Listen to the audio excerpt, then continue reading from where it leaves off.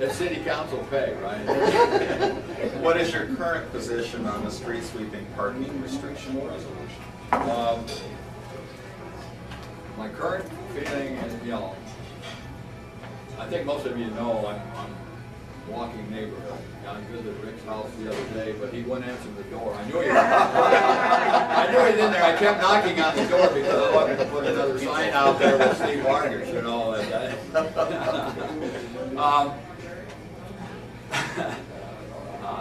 I forgot the question. I'm making jokes here.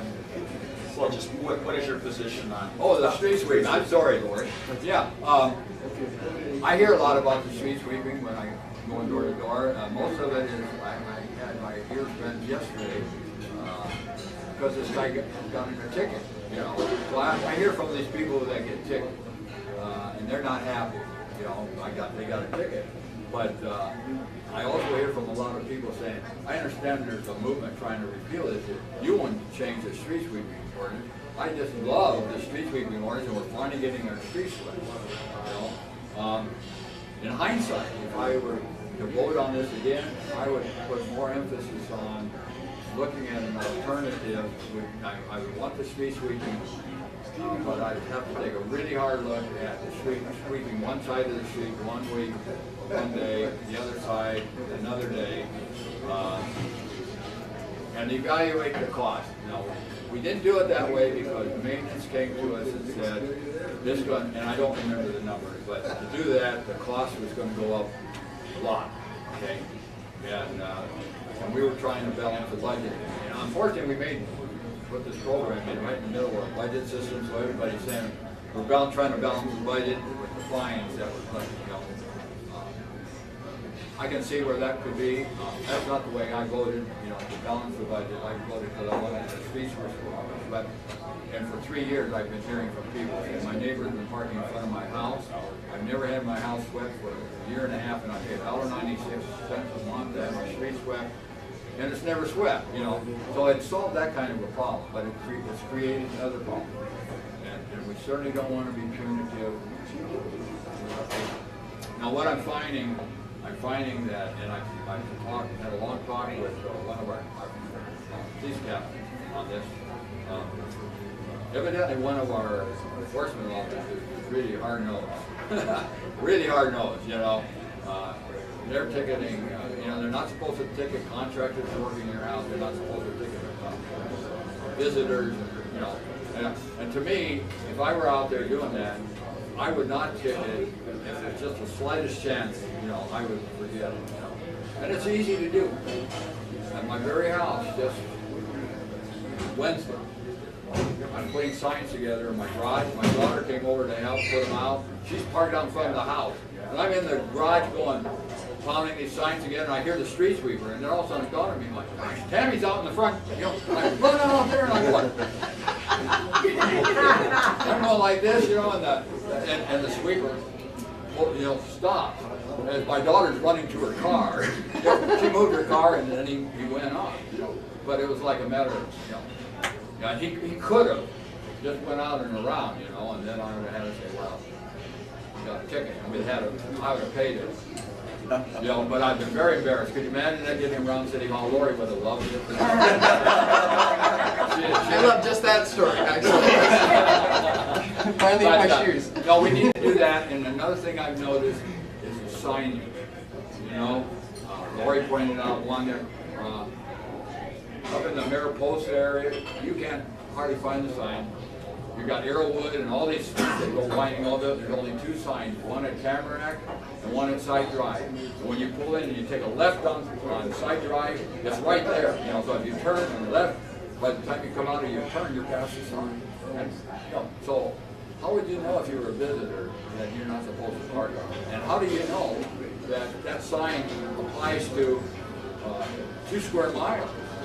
Not one street, but a whole area. And so there are things I think we need to improve. And I mentioned that, by the way, at a council meeting, and they said they will look at the sign and stuff. But I think there's ways to improve it.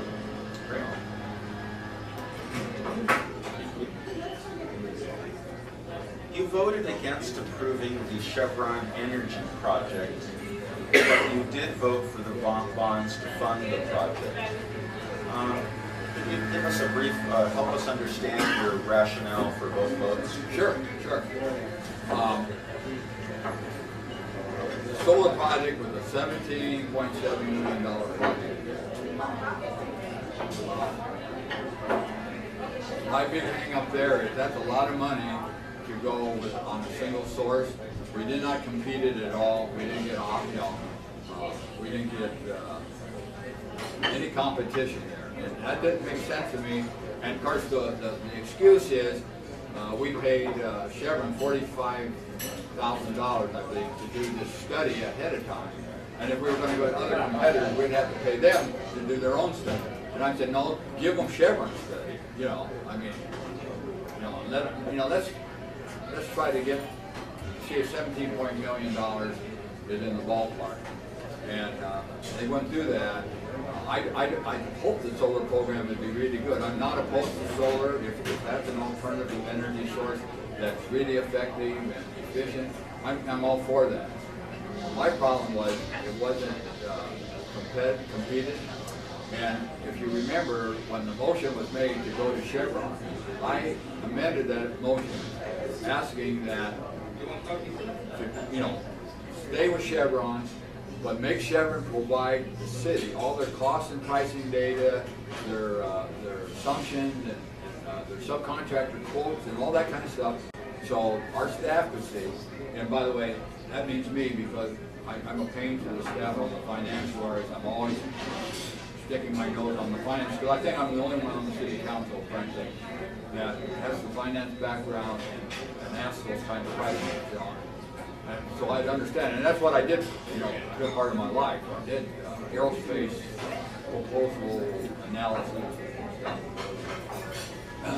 And that if all this data we got from Chevron did not indicate, for example, I heard that Chevron used 28% profit percent, which is very high. I'm not so sure that's what they had in there, but that's what I heard through other sources that they find. They probably had a contingency in there, and they probably had the profit on top of the contingency, so it compounded itself. Those are the things I thought we could find out. And then I said, if it doesn't look like 17.7 million was supportable, we could open up negotiations and negotiate something lower. And that was rejected by the majority on the council. Okay, and so the amended motion failed.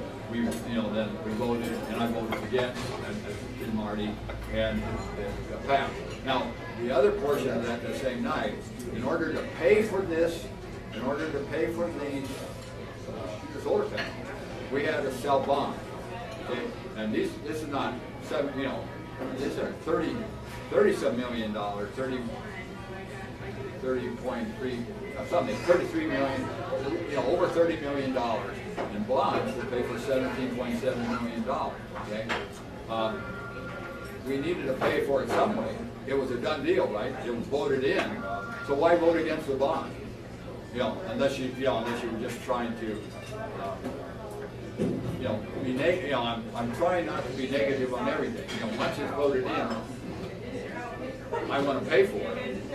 And the only way we can pay for it is by the bond. Voting no, just to make a statement, I didn't think was the thing to do. So I voted yes. And so the two, there was one no vote, and I should throw in. It looks like I'm inconsistent. In my mind, I'm not. But the people that said, I thought he'd vote no. What was a done deal? And it had to vote. We had to pay for it. So that's good. Probably softball here. The current lease for the unfinished 10-year Boys and Girls Club project expires 12/31 of this year. Could you explain your position on this issue and describe what action, if any, might be taken at that time? We have an agreement with the Boys and Girls Club that they need to have that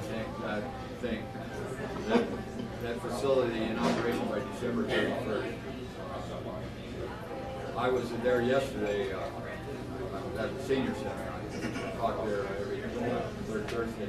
I always look in the window, you know, and it doesn't look like anything's happening from last month. So I'm sort of doubt they're gonna be able to do that by December, because my understanding, they don't have the money right now, but they're trying to get lawsuits and stuff. The city can take over that building. So on December 31st, if it's not operating, our city attorney would notify them that you have to cure the deficiency, and they probably have 30 days, 45 days, some period of time to try to cure that. At that point in time, to be January, February, the city could take over that building. I don't know what we do with it. Now we have to maintain it. We have other costs. We could make it another community center or something, but that none of that seems practical. And I would certainly not want to. I would really like to see a Boys and Girls Club there that are youth really could take advantage of it. I'm not so sure what to do. We could just take it over, but we can't. We as a city can't say, okay, we're going to finish it. That I won't. They're going to have the Boys and Girls Club through their volunteers or however they have to finish that. It's almost like we're helpless, but they're not in violation of their agreement as of this contract. So we can't, we just sit there and wait.